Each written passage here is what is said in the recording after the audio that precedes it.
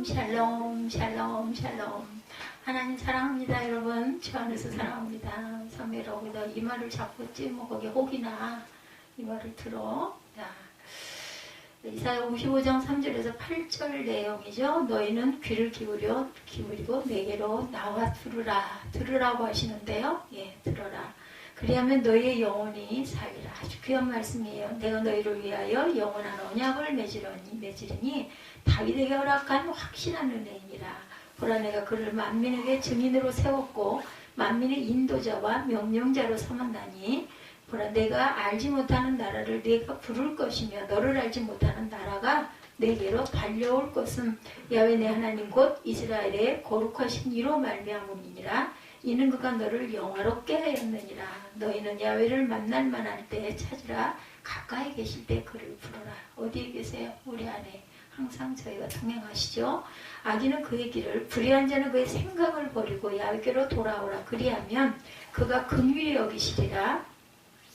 우리 하나님께로 돌아오라. 그가 너그럽게 용서하시리라. 이는 내 생각이 너의 생각과 다르며 내 길은 너희의 길과 다름이니라. 하나님의 생각과 하나님의 길이 우리와 다르다. 그리고 우리가 하나님의 생각과 그 뜻을 다 이해할 수 없다라고 말씀하고 계십니다. 해마다 1월 1일 오스트리아의 빈에서 신년 음악회가 열리면 거기서 반드시 연주되는 음악이 있습니다. 아름답고 푸른 도나우강이라는 왈츠 음악이 연례 행사처럼 연주가 되는데 그 음악을 작곡한 사람 요한 스트라우스죠. 그런데 인터넷에 요한 스트라우스라는 이름을 검색하면 두 사람이 등장을 합니다. 한 사람은 요한 스트라우스 1세이고 또 한 사람은 요한 스트라우스 11세입니다. 요한 스트라우스 1세는 요한 스트라우스 11세의 아버지이면서 오스트리아의 유명한 음악가였어요. 요한 스트라우스 11세는 그의 아들인데 아름답고 푸른 도나우강을 작곡한 사람이 바로 요한 스트라우스 11세입니다. 요한 스트라우스는 11세, 이는 왈츠의 왕이라는 이름으로 온 세상에 알려져 온 사람이죠. 근데 아들이 음악가가 되려 했을 때 음악가인 아버지는 적극적으로 말렸다고 합니다. 음악가라는 직업은 평생 가난에 시달려야 한다. 그거 생각했다고 그러죠. 우리나라도 그렇죠. 그 연예인들 딴따라 이렇게 얘기를 했어요. 그래서 뭐 가수나 뭐 작곡하는 사람이나 아니면 영화배우나 이런 사람들은 아주 천하게 여겨서 집안이 망한다 이럴 정도로 아주 반대를 엄청나게 했죠. 근데 아들은 부자든 가난하든 상관없이 음악가의 길을 가기를 고집을 했다고 그러네요. 음악가라는 이름을 통해서 아버지는 가난하고 어렵게 사는 인생을 생각했어요. 근데 아들은 음악가가 되는 것 외에 다른 생각을 하려고 하지를 않았다고 합니다. 음악가라는 직업을 통해서 아버지가 가난한 인생을 생각했다면 아들은 음악가의 길을 피할 수 없는 자신의 운명, 숙명의 인생길로 받아들였던 것이죠. 다르죠, 생각들이. 이 세상은 우리가 앞서간 인간들의 경험에 적응하며 복종하며 살기를 원합니다. 근데 예수 그리스도의 길은 세상의 흐름이나 인간의 경험과는 다른 방향을 가리키죠. 오늘 본문 8절에 보면 내 생각이 너희의 생각과 다르며 내 길은 너희의 길과 다르다라고 말씀하세요. 그죠? 음악가라는 직업을 통해서 아버지와 아들의 생각이 엇갈리고 있었다면 골고다의 십자가에서는 제자들 예수님이 서로 다른 방향을 바라보고 있었다라는 말씀입니다. 하나님께서 이 땅에 오시기 오래전부터 예수님의 고난의 십자가는 이미 예언되죠. 누가? 이사야가, 오늘 본문의 이사야 예언이지 않습니까? 700년 전에 예수님이 오시기 700년 전입니다. 이 예언의 대표적인 경우가 이사야 53장의 5절 말씀. 그가 찔림은 우리의 허물을 인하며 그가 상함은 우리의 죄악을 인함이라. 이렇게 말하죠. 장차 오실 메시아는 고난을 당하게 될 것이라는 이사야 선지자의 예언인 것입니다. 예수님에게 세례를 베풀던 세례 요한도 주님의 십자가를 예언하고 있었죠. 요한복음 1장 29절에 보면 세례 요한이 이렇게 탄식하며 외치는 부분이 있죠. 보라, 세상 죄를 지고 가는 하나님의 어린 양이로다. 이렇게 고백되어 있어요. 요한복음 1장 29절에. 그러니까 예수님의 십자가는 피할 수 없도록 숙명적으로 되어 있었다라는 겁니다. 우리의 삶도 저는 마찬가지라고 생각합니다. 합니다.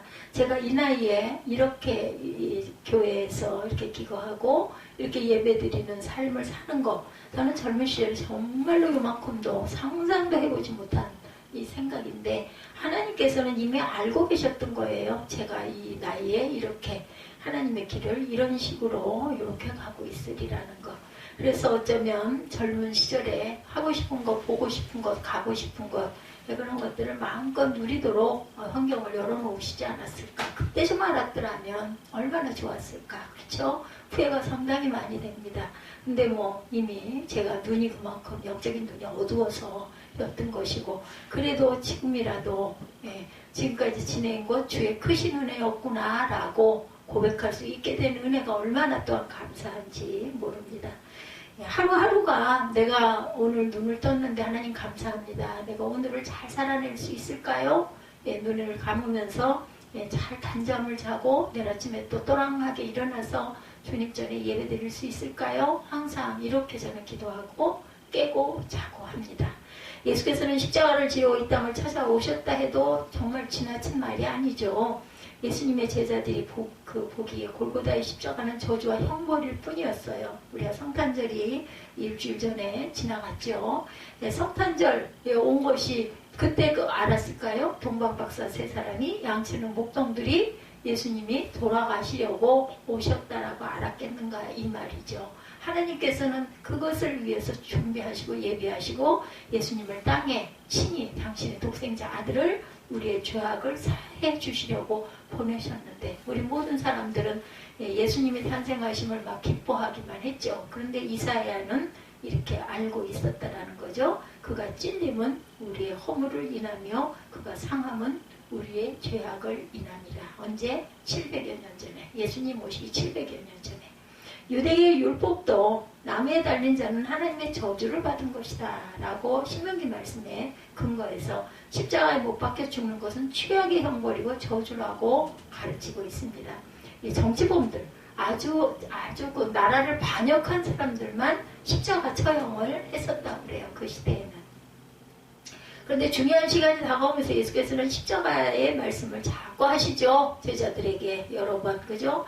모두 피하려는 십자가인데 예수께서는 오래전부터 십자가를 향해서 가고 계셨던 거예요. 기도할 때마다 하나님 뜻을 깨달아 알게 된 거죠. 알게 되고 나중에는 중간에 어땠어요? 하실 수만 있다면 이 잔을 피해가게 하여 하옵소서 하고 기도하죠. 그러면서도 말미에는 제 뜻대로 마시옵고 아버지의 뜻대로 하시옵소서 이렇게 했습니다. 하나님 뜻을 알았던 거예요. 그러니까 인성을 입고 계시는 예수님이 두려웠어요. 예수님도 좀 안 당했으면 좋겠는 마음이 있다 보니까 자꾸 할 수만 있다면 이런 마음이, 우리도 그럴 때 있잖아요. 할 수만 있다면 이 코로나 저한테서 지나가게 하옵소서. 그런데 그래도 뭐 걸린다면 이것도 극복할 수 있는 힘을 주옵소서 이렇게 기도하고 가고 계시고, 또한 그런 경우에 기도하실 겁니다.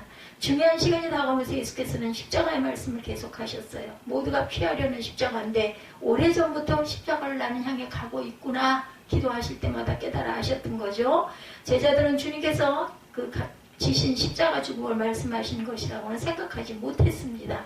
장차 제자들에게도 십자가가 주어질 것이라는 생각조차 꿈도 안 꿨겠죠. 우리도 십자가를 져야 할 거야 이런 생각을 못했다는 거죠. 인생과 역사의 경험에 근거해서 생각할 때 골고다의 십자가로 가면 모든 것이 끝나는 거야. 끝. 우리는 그러지 않아요?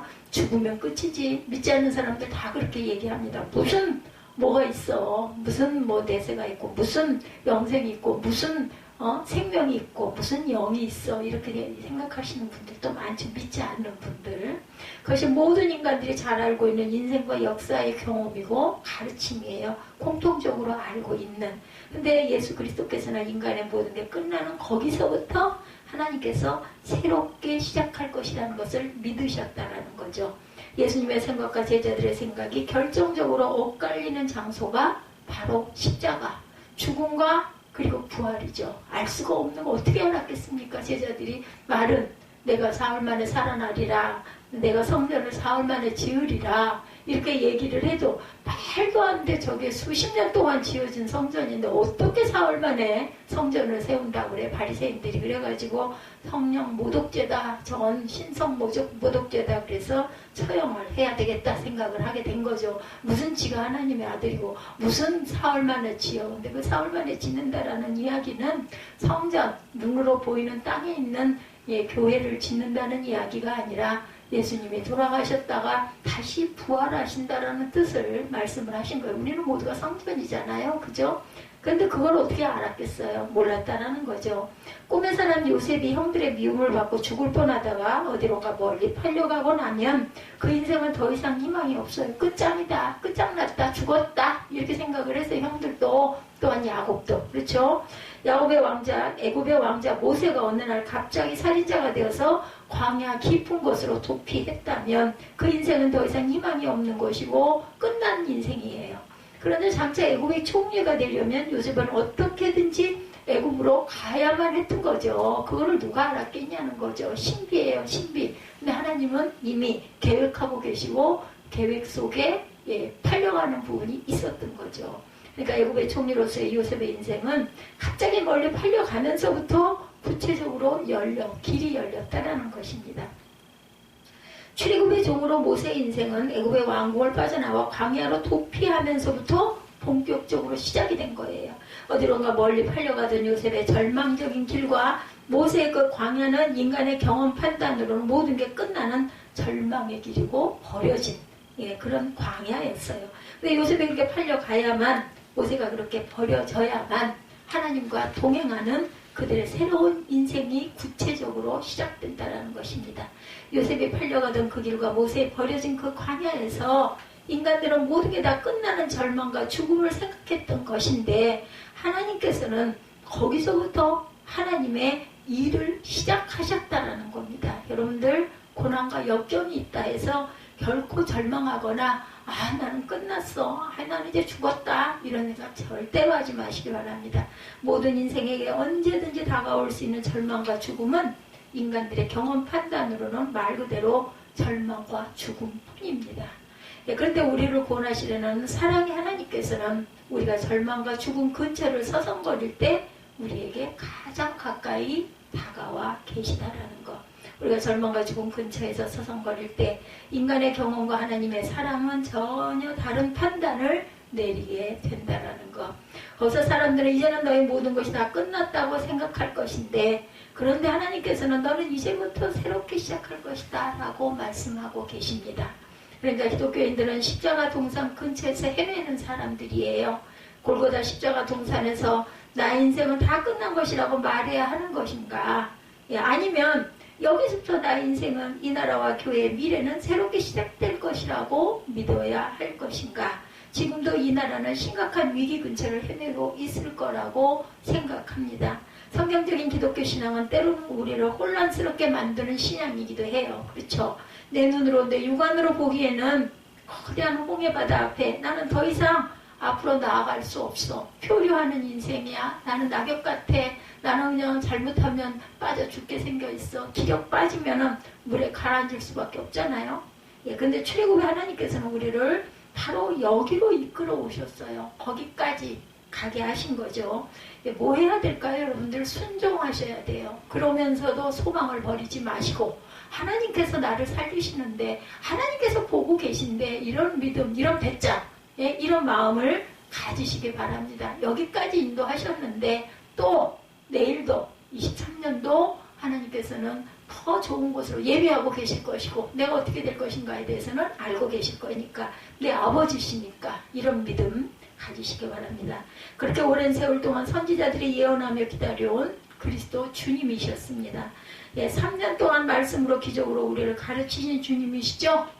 땅에 오셔서. 근데 그 주님께서 우리를 앞장서 향하신 곳은 골고다 십자가 동산입니다. 우리가 판단하기에 우리는 더 이상 이제 끝났어. 제자들은 그러지 않았겠어요? 예수님이 정말 힘없이 십자가에 못 박혀 돌아가시는 모습을 보면서 아이고 이제 다 끝났네. 돌아가자. 고향에 가서 물고기를 다시 잡아야 먹고 살지. 그렇게 전부 다 고향으로 떠났죠. 그죠? 우리가 판단하기에 우리는 더 이상 앞으로 나아갈 수가 없다. 이 거대한 인생의 바다 앞에서 더 이상 어떻게 무슨 더 나아갈 수 있겠는가? 온 세상이 저주하며 죽으려 달려드는 이 십자가 동산에서 우리가 할 수 있는 것은 없다라는 거죠. 그래서 이스라엘 백성이 그리스도의 제자들이 등 돌려 떠난다고 해도 누가 뭐라고 할 수가 있겠는가? 그런데 40년 광야 이후에 돌아온 늙은 모세는 그 홍해 바다를 바라보고 서 있습니다. 지금 앞에는 홍해 바다, 뒤에는 애국군들, 그죠? 추격해서 쫓아가고 있어요. 마차를 타고 막 달려옵니다. 창칼을 들고 모든 제자들이 등 돌려 떠난 예수 그리스도께는 십자가를 향하고 서 계십니다. 바로 그런 상황, 그 시간, 그런 장소가 하나님의 계시의 장소가 되었다라는 것입니다. 이럴 때 어떻게 해야 살 수 있었을까? 모세가 믿음으로, 그죠? 지팡이를 들고 바다야 갈라져라 하고 외쳤을 때 홍해 바다가 열리죠.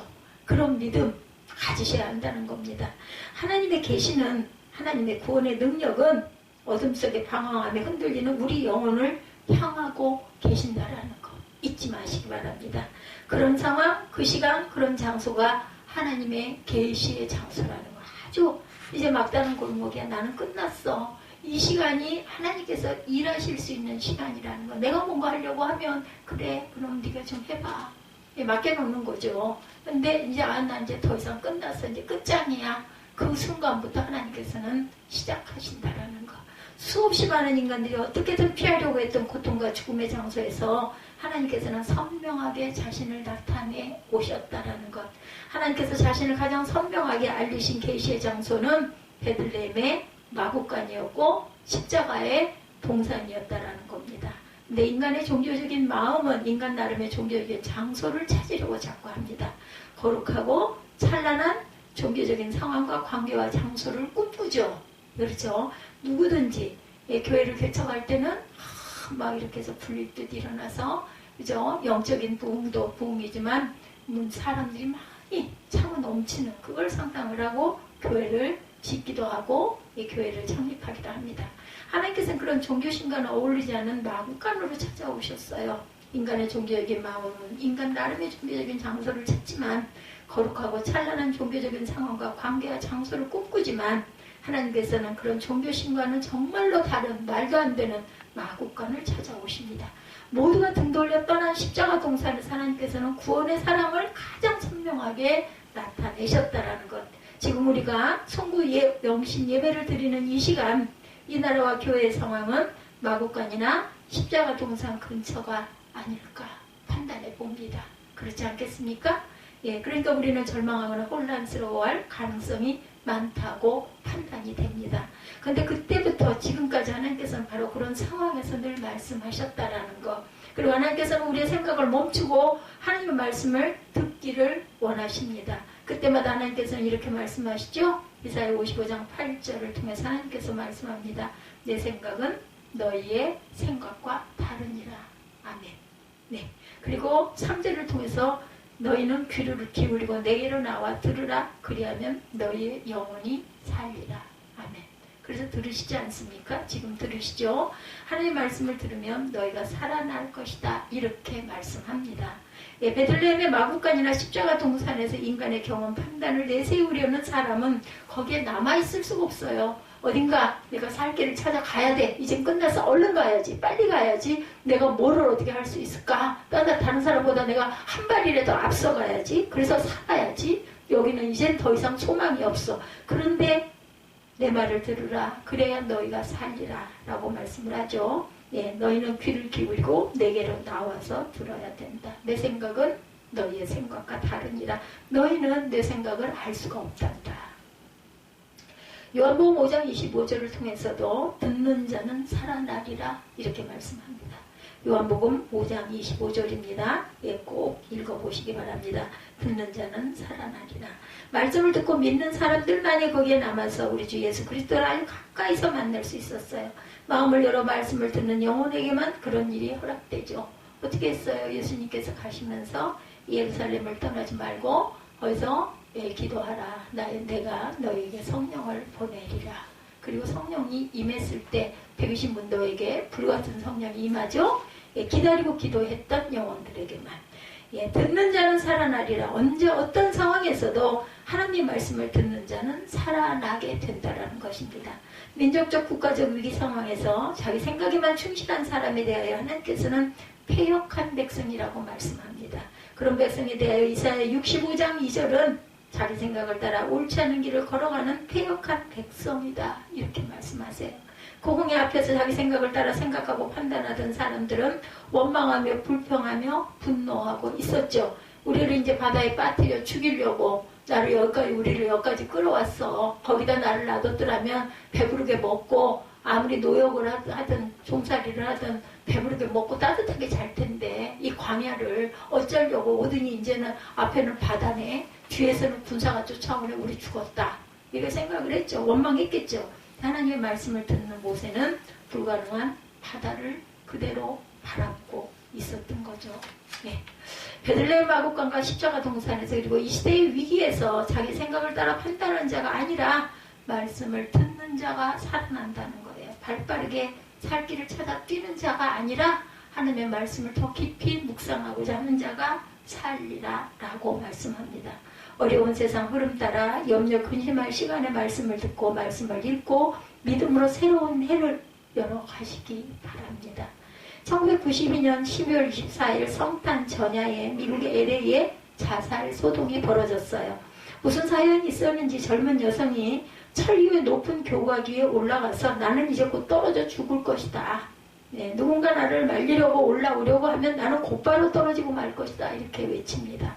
젊은 여성이 그렇게 큰 소리를 치는 가운데 TV 중계차들이 몰려들면서 LA 성탄 전야 행사는 바로 거기에서 이루어질 듯이 보였습니다. 많은 사람이 모여드는 가운데 LA 경찰은 어쩔 줄을 몰라 합니다. 그러던 중에 경찰 쪽에서 누군가가 위를 향해 소리를 치고 있었어요. 그렇게 젊지 않은 여성 경찰관이 나서서 위를 향해 이렇게 외칩니다. 나도 여잔데 거기서 잠깐만 기다려요 하면서 여성 경찰관이 철교의 교각을 기어오르기 시작합니다. 그러자 이제 모든 시선과 TV 카메라가 그 여성 경찰관에게 집중되기 시작했어요. 높고 가파른 교각을 기어오르던 경찰관은 그렇게 날씬하지 않았습니다. 그런데 모든 사람이 지켜보던 중에 그 경찰관에게서 문제가 생기고 맙니다. 그 경찰관이 몸이 굳어서 이제 교각 중간 지점에서 꼼짝을 못하게 된 거예요. 저 높은 곳으로 올라간 그 젊은 여성은 죽으려고 올라간 것이니까 겁을 내고 말고 SOS를 쳤겠죠. 어떻게 할 필요가 없었어요. 그런데 조금 둔하게 보이는 그렇게 젊지 않은 여성 경찰관은 겁이 나서 그랬는지 교각 중간 지점에서 뭔가를 부둥켜 안고 꼼짝을 못하고 있습니다. 더 이상 올라가지를 못해요. 이제 문제는 더 심각해졌어요.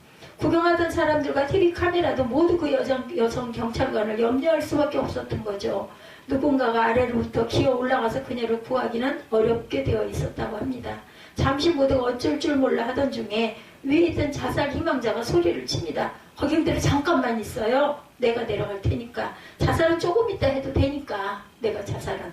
그리고 그 여성 경찰관은 나 때문에 저렇게 된 거니까 내가 구해줘야 된다고. 내려갈 테니 조금만 기다려라. 저 사람을 저대로 두고 내가 뛰어내린다면 참 이상한 일이 될 것 같아서. 그래서 높은 곳에 있던 젊은 여성은 조심조심 여성 경찰관 있는 곳까지 내려왔습니다. 그리고 이렇게 말합니다. 당신 자신도 제대로 챙기지 못하면서 어떻게 나를 구하겠다는 거예요. 무슨 일인지 아시겠죠? 그러면서 자살 희망자가 경찰관을 도와서 무사히 아래로 그 경찰관을 도와서 내려가도록 보호하고 내려왔다는 거죠. 그리고 나니 주변 분위기가 이상해지고 맙니다. 다시 위로 올라가서 조금 전에 하려던 대로 자살을 하기에는 분위기가 너무나 어울리지 않게 변하고 만 거예요. 그 순간이 지나간 거죠. 그죠? 좀 어색하긴 했지만 자살을 했던 그 사람도 거기서 내려오고 말았다는 거죠. 많은 사람이 어렵고 위태로운 상황에서 살아가는 시대라고 생각이 됩니다. 많은 사람들이 어렵게 살아간다는 것을 알지만 누가 누구를 일으키거나 살려내기는 어려운 시대라고 생각이 됩니다. 그렇지만 모른 체하고 나만 살아갈 수도 없는 시대라는 거죠. 누군가는 위태로운 상황에 빠져 있고 누군가는 능력도 없으면서 그런 사람을 살리려 하고 힘없는 많은 사람들은 안타깝게 구경만 하고 또 누군가가 그런 소식이라도 세상에 널리 알리려고 하고 그러면서 살아가야 하는 시대가 우리의 이 시대가 아닌가 이런 생각이 듭니다. 우리의 이 어려운 상황으로 하나님께서 가까이 다가오셔서 합력하여 선을 이루는 방향으로 우리를 변화시켜 주시기를 원합니다. 그런 마음으로 합력하여 선을 이루면서 이제 시작되는 새해를 향해 앞으로 나아가시기를 예수 그리스도 이름으로 축원합니다.